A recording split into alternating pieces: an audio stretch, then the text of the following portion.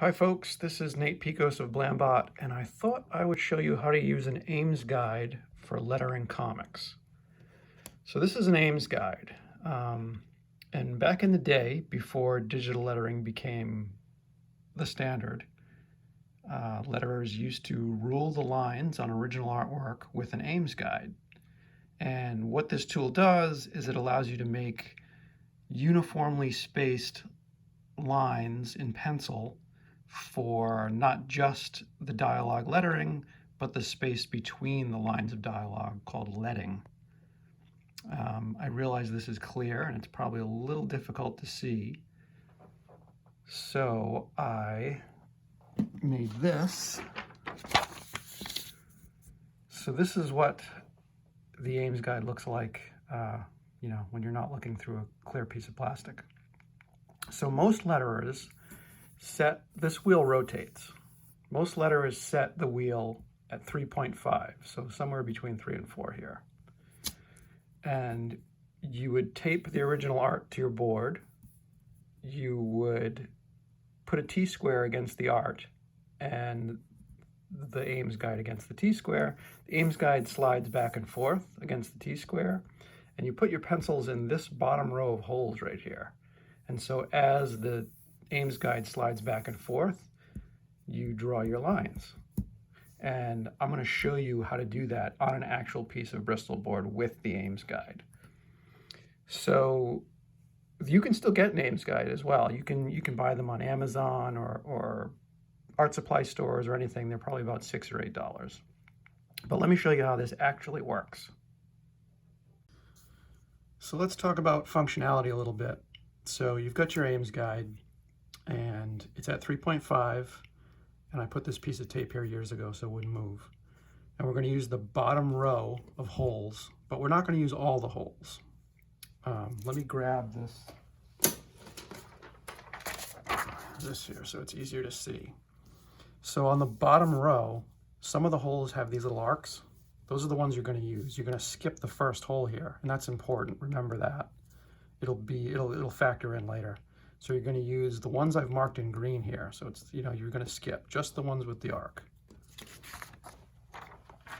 So I'm going to grab my T-square, and you line it up on the side of your Bristol board, so you've got a nice 90-degree angle. And you could line it either way, depending on where the panels were that you were going to letter. So you put this here, and I recommend that you use an actual tech pencil or a number 2, just a wooden pencil, because if you're going to use like a click pencil, like one of these leads they're just too tiny and they end up breaking in the holes of your Ames guide. So you got your T-square lined up. Now we're going to skip that first hole, put your pencil in the next hole, and draw a line. And then the next, and the next, and the next, until you get to the bottom. Okay? And now we've got 3 spaces for text and 2 spaces in between them, the leading. Now, remember when I said, don't forget about this top hole? You're going to use that. If you had to do more than 3 lines, you move your T-square down, you line up that last line to that unused hole, and you can start again to add more lines from there. Okay? Let me see if I can zoom in a bit without my camera jogging all over the place. Okay, so now you may ask, what exactly is the measurement of all these lines? And it's approximate. I put a ruler on them, and this, your space for actual lettering is about, I think it was 1/8 of an inch, and the space between the leading is about 1/16 of an inch. Okay, and then once you had your lettering, you could pencil it in. I think most experienced hand letterers who had been doing it for years just went directly to inks. But once your lettering's done, you just take an eraser and you can erase out your lines. And that's it. That's how an Ames guide works. So I thought that blank page would be kind of unsatisfying, I guess. So I quickly sketched some panels on this 11 by 17 sheet of Bristol board with some sketchy figures, just to sort of give you an idea of what this would look like at actual, you know, real original comic book art size. So we would have, the plan would be for a balloon here, and a balloon here. Oh, and the letter would get artwork in the pencil stage, because they'd not only be inking lettering, they'd be inking panel borders as well. And then it would get passed to the inker or to whatever artist was doing the inking after that. But for this, now here's another tip. For panels that are on the left side, it's handier to put your T-square aligned to the right side, because there's a gap here, and you see you'll lose your T-square. So you would put it on this side, you know, draw your lines for here. And then I like to flip it over and do this side, just like I showed you. Now that's all well and good, but I feel like this is kind of incomplete without discussing pens. But before we get to pens, let's talk about balloon shapes. Now you do your lettering first. You wouldn't draw the balloon and then do the lettering, because you don't know necessarily, you know, what shape of balloon you're going to need or how much room maybe. You could make a mistake and then have to, you know, white out a balloon. You don't want to do that. Some letterers used circle templates to do balloons, or oval templates. Lots of other letterers just freehanded it. And either way, it's totally cool. They look great. So let's talk about pens. I think I mentioned that most letterers might not necessarily pencil their dialogue first. They might go right to pens. There were basically two kinds of pens. Let me get my pen box here. Hold on one second. So,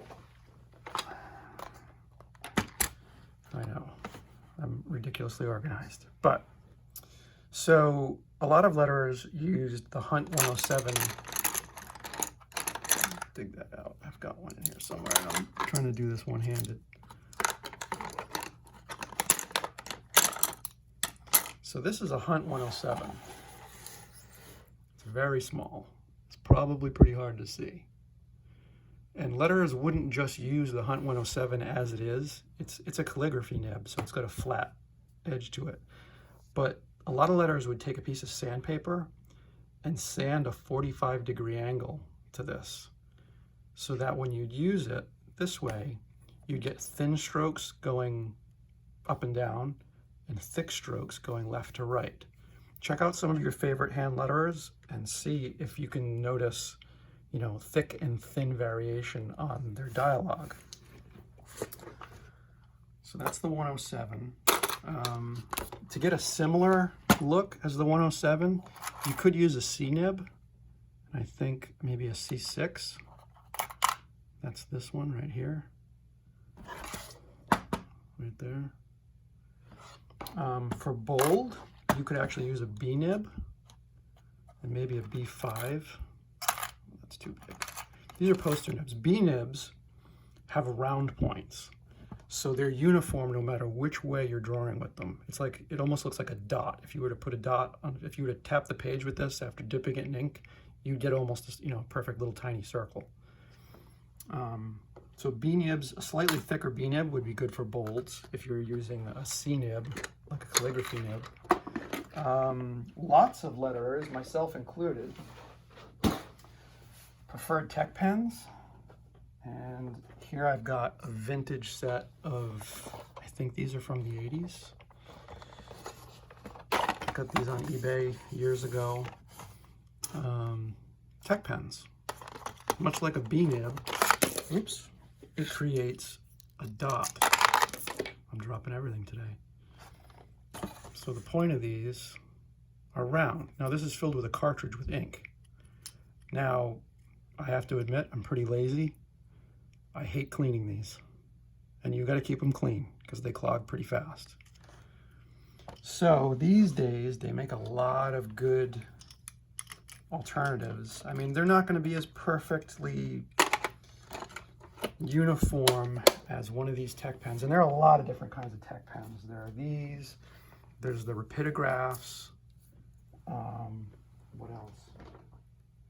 I know I'm forgetting some stuff, but some alternatives to a tech pen. You've got these, you know, disposable,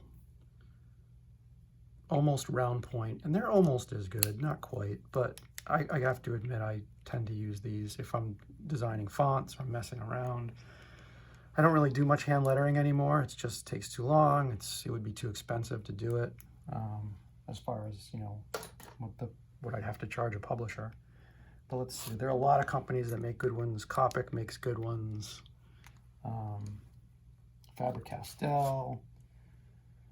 What else? Prismacolor probably makes them. Statler makes them. I mean, just experiment and use whatever you like. There's no right or wrong way to do it. It's whatever you're comfortable with. I mean, if you want to be traditional, you can go with a dip pen, a calligraphy tip, a Hunt 107, an actual cartridge-filled tech pen. It's up to you. If you were lazy like me, you just use a disposable. So here we are in the Blambot studio, and we are facing the wall. And here's some of my personal collection of original hand lettering. And I thought if I was going to talk about pens and circle templates and Ames guides, I would show you two of the best, in my opinion, and probably in a lot of other people's opinions. Now, I realize there's a wicked glare on these frames, but we'll make do. So here we've got Todd Klein. Now, Todd, for the most part, used tech pens, although there are plenty of examples where Todd used a calligraphy pen. And you'll remember that the tech pen is the same weight up and down as it is left and right. And these are from Tom Strong. And a little tiny twang sound effect there. I love that thought balloon there. Really great example of a tech pen there. Cool caption. Some weird lettering and balloons up there. Some lowercase lettering down there. Okay, so the other example I want to show you is Pat Brosseau. Pat used a Hunt 107, which is a calligraphy nib. Remember we discussed that it was sanded a little bit to give it an angle so that left and right strokes were thicker than up and down strokes. And there's a cool thought balloon, kind of a weird rounded rectangle.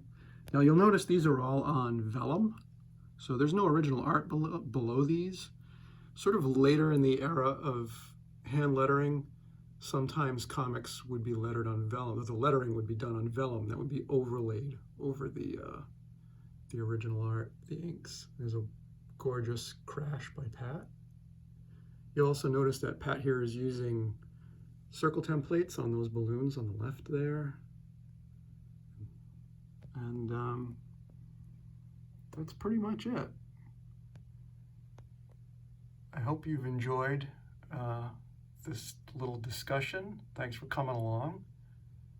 I hope you know more about hand lettering than you did before, and I will talk to you soon. Take care.